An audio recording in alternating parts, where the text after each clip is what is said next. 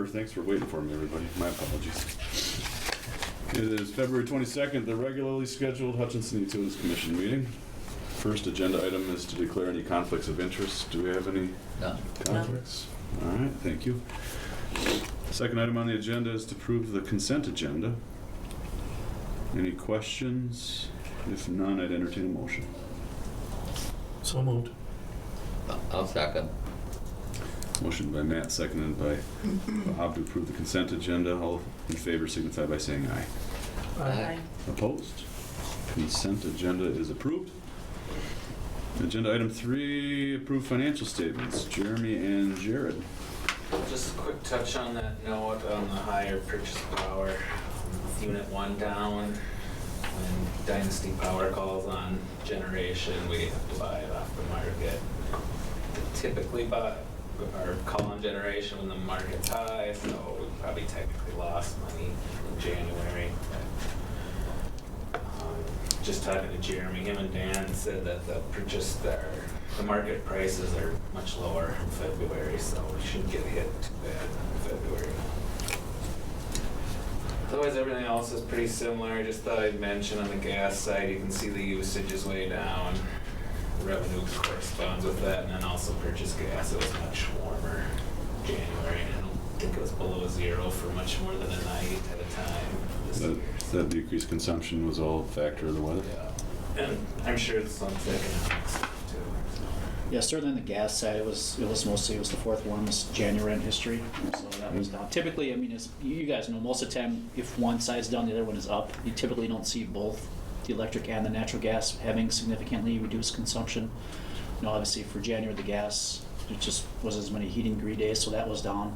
On the electric side, I think less of it's weather, it's more economics on the electric side. You know, we're still going to see some of that residual slowdown, particularly in the industrial and large general classes. Just stuff wasn't ramped up as much. Some of our big users were, you know, there was furloughs and there was things shut down and production lines aren't going gangbusters. So I think on the electric side, it's more economics than it is weather at this point. Obviously, we'll see, you know, how the summer months go. But on the gas side, I think it's just mostly heating degree days on that side.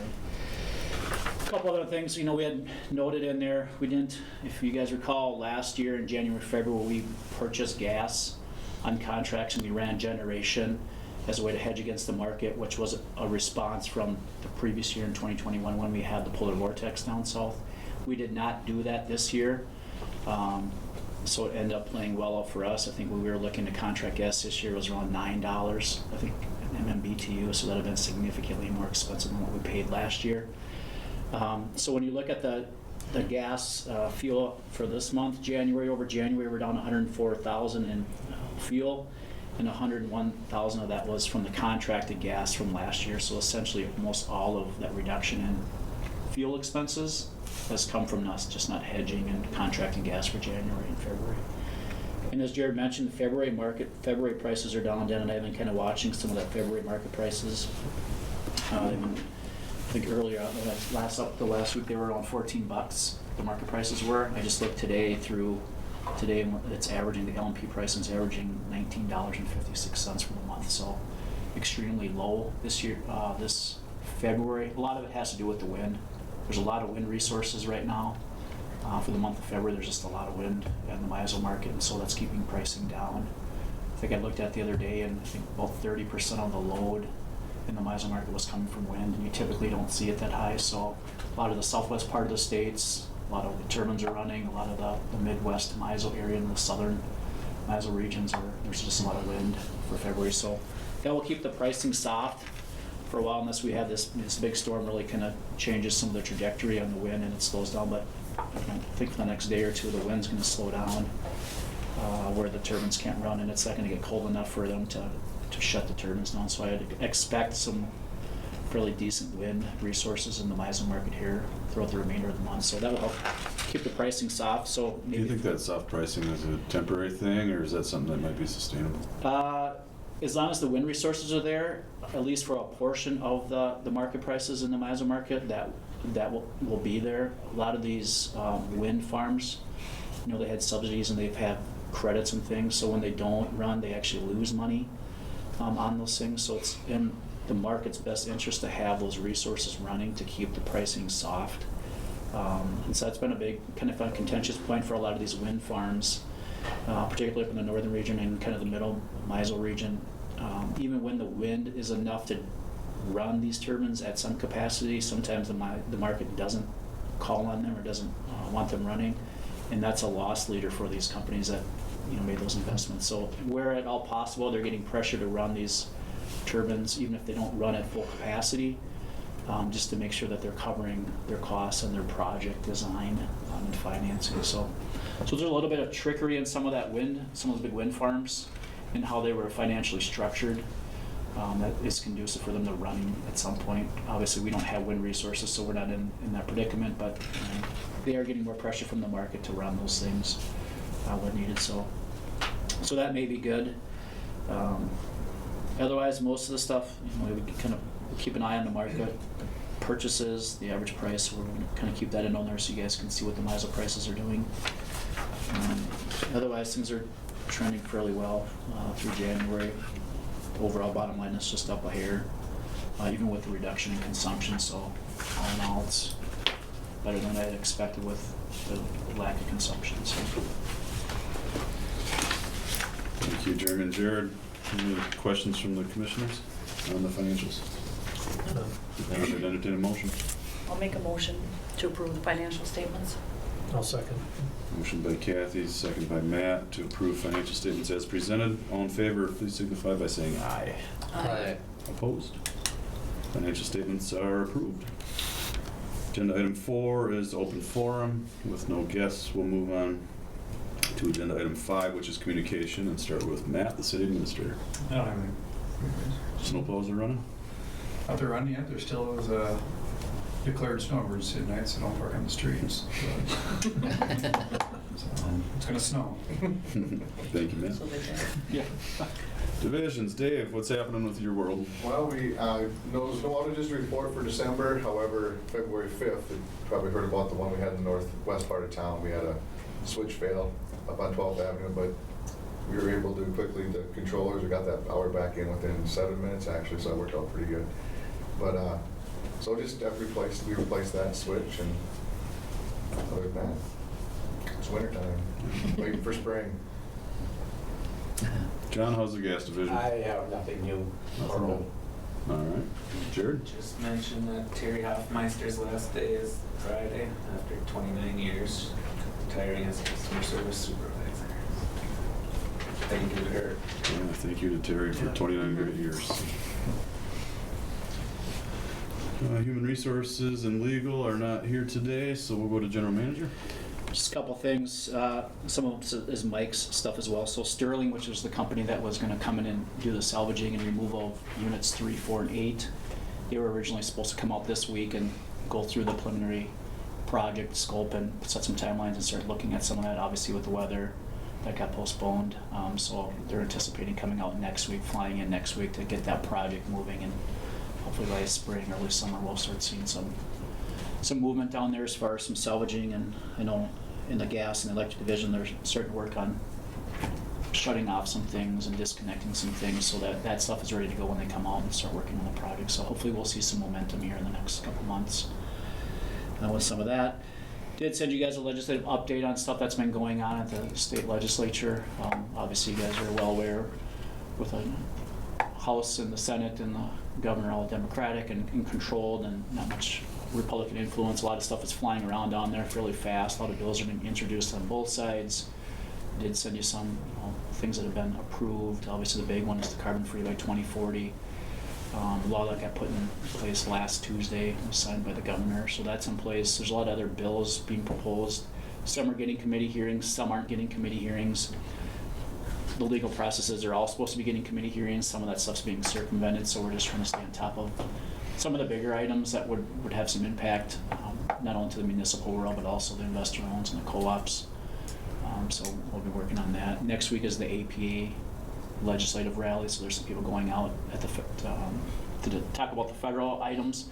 Those aren't as prevalent. A lot of those things are kind of things that have been out there the last couple years, as far as tax credits and sequestration and things like that. So I won't say there's anything real significantly new. out there that hasn't been talked about. So some of these things just take years to try to get things changed and laws amended and policies tweaked and things. So nothing of really new and important at the federal level. It's more happening here at the state level for Minnesota. They're going to be talking about pole attachments as well at the federal level. That probably is more conducive to Matt and the city than it is for us. We just don't have a lot of poles in town as far as fiber optic and telecommunication and things like that. So that one's on the kind of the big hit. So just a lot of federal stuff going on, but not significant things for us right now. It's mostly state stuff that we're watching on top of that.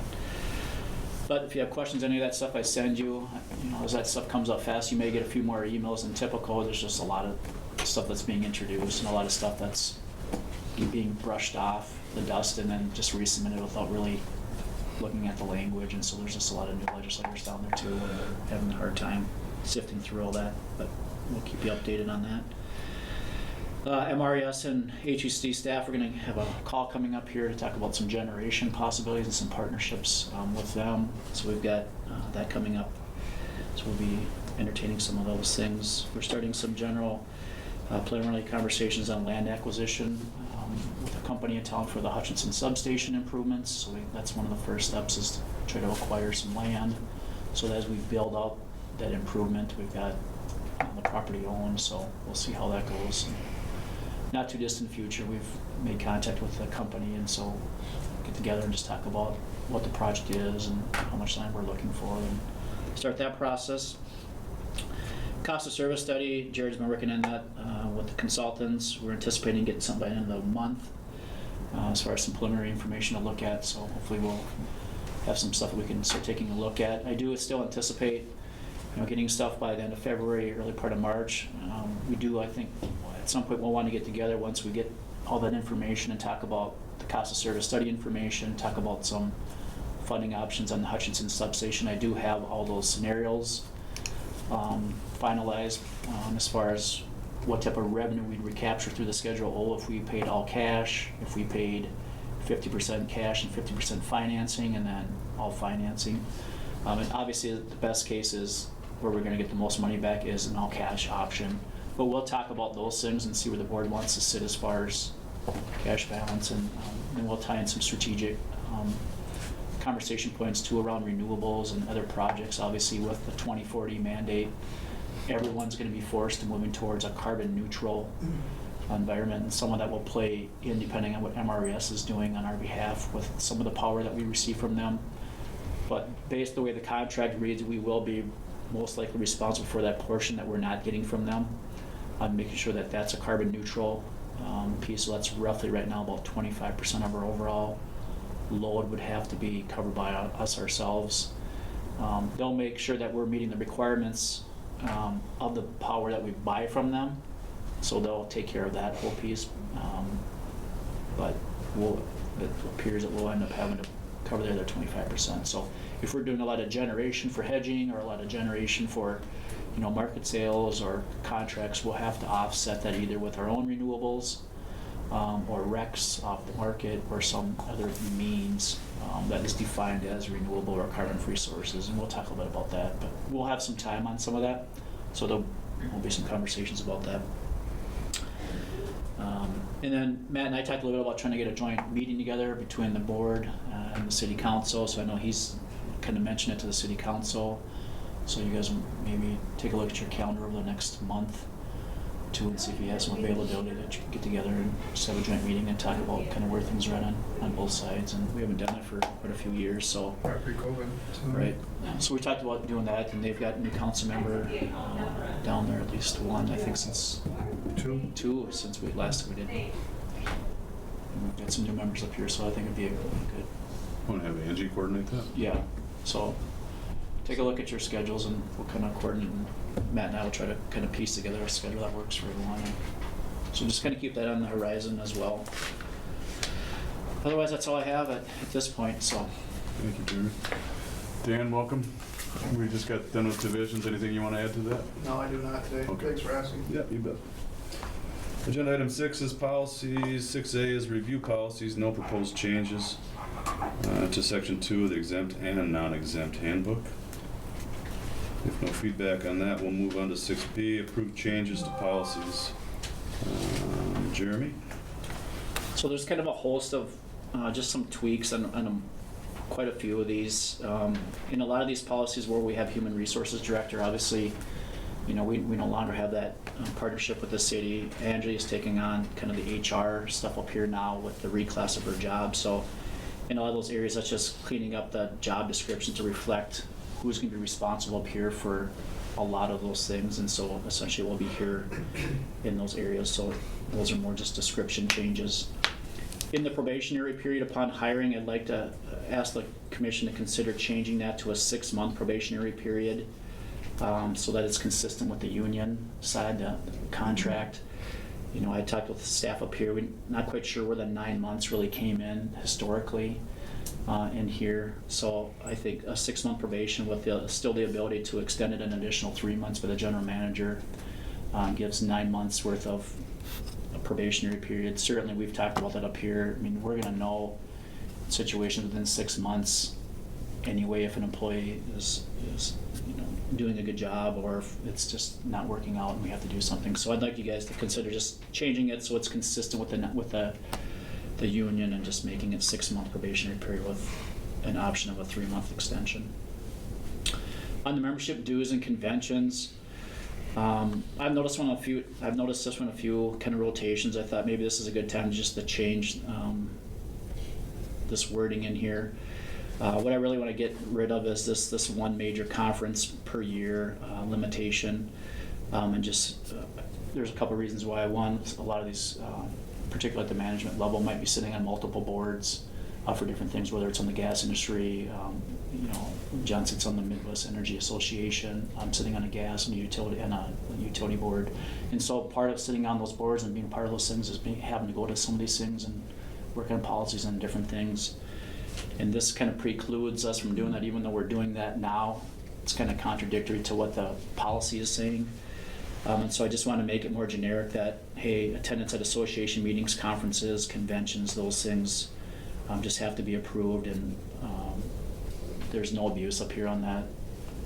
Up here, so I don't, the one conference isn't really applicable to us, so I want you guys to consider just tweaking that and just saying, hey, we encourage people sitting on boards up here in this industry, that's how you get involved in things and how you hear about things and you stay on top of things. So I'd like you guys just to consider scratching that piece out and just making sure that there's approval or that it's a legitimate business purpose to do that. And then the complaint grievance procedures and some of those other ones, again, is just changing the HR director position to the administrative HR coordinator, and then the hiring, same type of thing, process. I think those are it. Oh, and then the last one is the safety glasses. We had some conversation up here. This one is, again, we have some vague policies. The intention of this policy was more for prescription safety glasses. We typically don't have those up here. We just had one recently. But we talked about it at the staff level, and we want to make sure that we're clear on what we're talking about with safety glasses. We provide PPE for all of our employees in areas where they need to have those, again, goggles and things. But if someone wants to go out and get their own prescription safety glasses that meet the PPE and the requirements of when they need to wear those things, we want to make sure that we're describing the policy correctly or the intention. So we've tweaked some of the language to say, hey, we're talking about prescription safety glasses. Typically, the expense of getting your eyes examined typically is the employee's responsible. Of course, our insurance covers eye exams, so there isn't really any out-of-pocket expense for an employee. There was language in there that used to talk about accepts Minnesota state contracts. I think the original intention, from what I gather from that, is if you could get safety glasses through a contract where they're cheaper, kind of like state contracting for vehicles, you might get good pricing, but there isn't really state contract pricing really for that. If you're going to go and you're going to get prescription safety glasses, you're going to have to meet the prescriptions that are for your own eyes, and then the frames just come with that. So I think the intention there is making sure that if you're getting prescription safety glasses, that they meet the standard safety requirements that we're going to need for you to be on the job.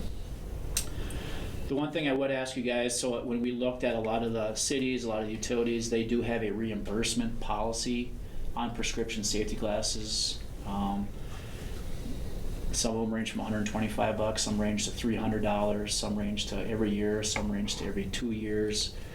I know that we looked at the city of Hutchinson's, I think theirs is $125 now every year.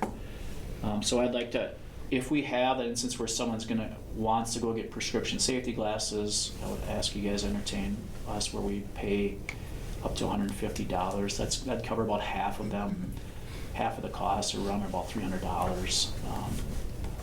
Like I said, we've had one now since I've been up here, so it doesn't happen all that often, but I want to make sure that I'm clear with employees, they know what the expectation is, so I would ask the commission to entertain a reimbursement portion for a percentage of it. And then we'll have forms. Angie's gonna craft a new prescription, I-form that has to be filled out, and then the receipt has to be turned in, and so there'll be the documentation to get the reimbursement on that, so. Any questions on any of the policy changes or any of the language? Okay. No questions, I'd entertain a motion to approve the changes to proposed policies. I'll make the motion to approve. I'll second. Motion by Bob, seconded by Kathy to approve the changes as presented to the policies. All in favor, signify by saying aye. Aye. Opposed? Policy changes are approved. Thank you, Jeremy. Thanks. We have nothing under unfinished business. Move on to agenda item number 8, new business. 8A is review 2022 Distributed Energy Resources Generation Report. And Dave, you're up to bat.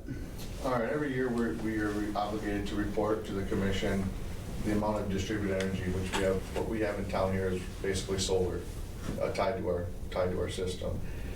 As of in 2022, we had 11 total net metering systems that were tied to us, of which all of them except one was a rooftop, and then we have one ground mount that's out at the city landfill, or wastewater. And then I also need to talk about the usage and production of those. So of those systems, of what they've used and what we paid back, we did pay back over 129,699 kilowatts of energy was sold back to us that we paid for.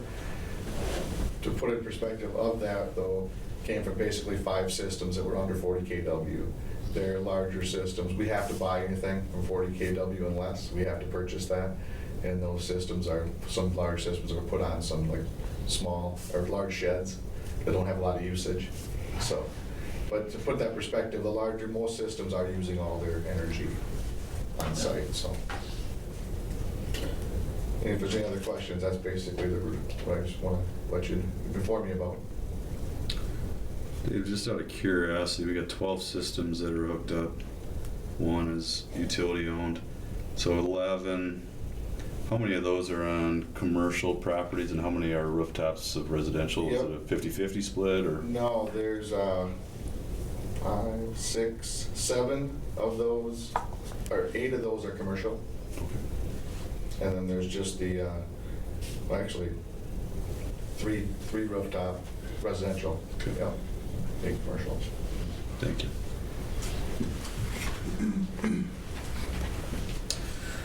Any questions for Dave? If none, I'd entertain a motion to approve the distributed energy report. I'll make that motion. I'll second it. Motion to approve by Matt, seconded by Bob. All in favor, signify by saying aye. Aye.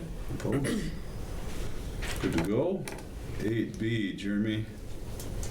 Excuse me. Yeah, Jeremy, do you want to talk about requisition number 9438? I'm going to defer to Dan. I can take that. All right. As Jeremy mentioned, things are starting to get moving on the Hutchinson sub-expansion project. Last year, I reached out to DGR Engineering to see if they wanted to help on this project. They said they did. We currently are working with them on multiple projects at our substations now, relays and SCADA. They do a really good job, so I reached out to them. I also reached out to Great River Energy. If you recall, they did the turnkey project on the capacitor bank down in Cloud Sub. They did a really good job too. but they're just swamped. They're farming out their work to engineers, so they said we can't take on that job, but DGR I'm more than happy with, so they've been helping us out last year with preliminary estimates, things like that we submitted to MISO late last year.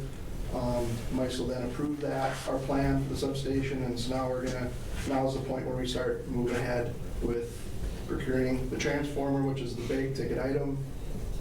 Everybody's saying over a 2-year lead time, so we want to get moving on that as soon as possible. And then at the same time, while we're waiting for that to get delivered, we'll be working on the design and the engineering of the rest of the substation, and that's what DGR will be doing. This is just a small piece of the total cost on the engineering side, but this is just a seed to get them moving ahead so they can get us more comprehensive scope of work. They can dig in, get some field work done, start just really digging in to see what's going to have to be done on the design side. And then, of course, the transformer. So those are the two big items with this requisition. And then there'll be amendments later as they find out that information. They can start giving us that scope of work and the costs for that. And those will come later this year. Very good, thank you, Dan. Any questions on requisition 9438, Hutchinson Substation 115 kV rebuild? No questions. Now I'll make a motion to approve requisition 009438, substation rebuild. I'll second. Motion by Matt, seconded by Kathy to approve requisition 9438 as presented. All in favor signify by saying aye. Aye. Opposed? Requisition's approved, thank you very much. Next on the agenda is requisition 009439. And Mike's not here, so Jeremy, you doing that one? Yep, I'll take that, the next two. Okay. Really, that's the same project. So this is a capital project for 2023. It's kind of an ongoing phase of updating some of our facilities, making sure that they're staying in compliance with OSHA standards and regulations and requirements. So on plan two, some of the catwalks and some of the ladders and stuff over there aren't, they were built in the 90s, so they're not OSHA compliant. There's some areas on some of the plants that they can't really get to without extending themselves in probably unsafe situations. Let's just call that. So there's a two-part project here. So we tried trying to find a vendor several vendors that could just do a turnkey project to make sure that the speed of the project was moving fairly quickly. Obviously, as mentioned in both these board action forms, one was a turnkey project. One company could do everything, the fabrication design based on the engineering specifications that they came up with. And then one vendor originally said they could do that, but then they came back and said, no, we can't do the fabrication based on the engineering scope designs. We had an engineering firm come out and redesign the ladder systems, the platform systems, the areas that all these guys have to get to do general maintenance in a lot of those different areas, whether it's the tower, whether it's some of the areas on the units. And they said, nope, we can't do that. We can do the installation of the equipment, but we can't do the fabrication. So then we had to go out and get a second vendor to find out who could do the fabrication based on the engineering specs. So with this first requisition, this would be essentially the fabrication portion of it. We did have $225,000 estimated for this project to redo plant 2 over there. It came in, the total cost comes in just over that, $233,000 when you parcel the two requisitions together. So this first one would be the fabrication and the building out of the ladders and the platforms. So we're asking the board to approve requisition 943 now, which is to Valley Customs Welding, who will do the fabrication and the build out of the ladders. That's total price of $153,096. Thank you, Jeremy. Any questions? How soon will they start on that? I think as soon as you guys approve it, they're going to put it in the queue and they're going to start doing a lot of the fabrication. I think the intention is to have the stuff put in once the snow is done falling here and before spring, so that I'm assuming they'd like to have the stuff in before the LM6000 unit comes back, so that as we get that thing back up and ramping, that the ladder and the platforms are all reinstalled. And so I would anticipate that happening sometime in the next several months, probably. How I'll make the motion to approve requisition 009439, plant number 2, fabrication of ladders and platforms. I'll second. Motion by Bob, seconded by Matt to approve as presented. All in favor signify by saying aye. Aye. Opposed? Requisition approved. Jeremy, why don't you move on to the installation portion of the next requisition? Okay, yep, so this would be the second phase of the project. Once all the materials get delivered on site, these guys will come in and then do all the installation and the bolting to the frames and the areas that they need to. So this would be the fabrication piece. These guys were the cheapest of the two, as was the previous requisition. So this would be the kind of the second phase of that. So we're asking for you guys to approve this requisition for the actual installation to and Wheelhouse Industrial will do the installation of the equipment and the materials once that stuff is on site and ready to be installed. So those guys will coordinate, Wheelhouse will coordinate with this other vendor on the timing of when the stuff is all going to be finalized as far as the fabrication, the build out, and then they'll schedule the time to do the installation. We've talked about not wanting to have stuff sitting on our site just in spots for long periods of time, so those two will coordinate so that when the stuff gets delivered, we can start working on the installation and make sure it's a safe condition as well, and obviously work that around the LM6000 so that we don't have everyone trying to be in the same space at the same time when that stuff gets delivered. So, Any questions? I make a motion to approve requisition 009440, installation of ladder and platforms for plant number 2. I'll second it. Motion by Kathy, second by Bob to approve as presented. All in favor signify by saying aye. Aye. Opposed? Requisition approved. All right, next on the agenda is 8E, approve GE LM6000 contract. And Mike's not here for that one either, so Jeremy. So this is the final step in kind of the bidding out of the repair work. To GE, we did receive the bid or the performance bond this afternoon. I think I got it about 2 o'clock. So that electronic copy came in. They're going to send the original copy here next week. But I said, we weren't going to approve the contract unless I have the electronic copy in hand. So luckily it came in today. So we're asking you to approve the contract to GE. The anticipation is they've got it kind of preliminary scheduled in the next couple weeks to come out here and remove it and get it shipped down to Houston, where their big facility is. And so obviously if you guys approve the contract today and get that going, they can kind of finalize and show up that schedule with Mike this week and try to get that thing out of here as soon as possible. Obviously we've talked a little bit about it's getting a little later since we had to rebid this a second time, so I don't, we're still optimistic that we'll be back by the end of May, but I don't want to sit here and tell you that that's a guarantee either. So certainly you guys are well aware of that piece, and they'll try their best. If things go well, they don't find a significant amount of other things as they open up that turbine and start doing repairs and things. We may have it back if they run into some things or they run into some stuff that may take longer. They are already starting to schedule and buy parts and stuff. So I talked with Mike the other day about that. They're already getting the anticipation of this contract will get approved. So they're already getting stuff on hand, materials, components and things of that nature that were part of the base scope of work here. So they shouldn't be any real kind of timing delays on some of that stuff.